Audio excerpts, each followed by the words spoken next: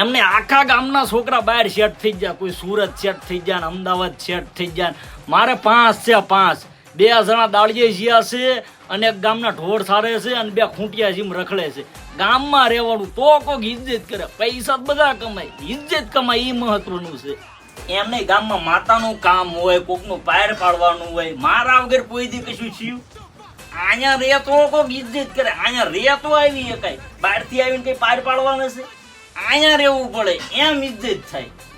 એમને ઓલા 50 વર્ષ સુધી ગામની બહાર રહ્યા, પણ છેલ્લે લાયા હું કશું નહીં. અને મારી અહીંયા આખી જિંદગી જીતી રહી. સાસને રોટલો ખાઈને રહેવાનું, મરસું ખાવાનું, પણ ગામની બહાર નહીં જવાનું. ગામમાં રહે તો કોઈક ઇજ્જત કરે. એમને છોકરાને વધુ ભણાવાય જ નહીં. ઓલા ફલાણા છોકરા કેટલું ભણ્યા, ભણીને ગાંડા થઈ ગયા. ચાઈ નોકરો મળ્યો. મારે એક 3 ચોપડી પાસ છે અને એક 7 ચોપડી પાસ છે. ગમે એવું બોર્ડ વાંચી દે, ભણાવાય જ નહીં. અહીંયા રહેવાય એ મહત્વનું છે. વર્ષો પહેલા 3000 માં સુરતમાં પ્લોટ મળતા હતા. એ વખતે મને મફત આપતા હતા, તોય હું ના નો રહ્યો. અહીંયા રહેતો કઈ ઇજ્જત કરવાનું છે? ગામમાં રહેતો ઇજ્જત કરે. એટલે ઇજ્જત કોણ? હું કમાણું. બાપા પેલા ઘર બનાવો ને.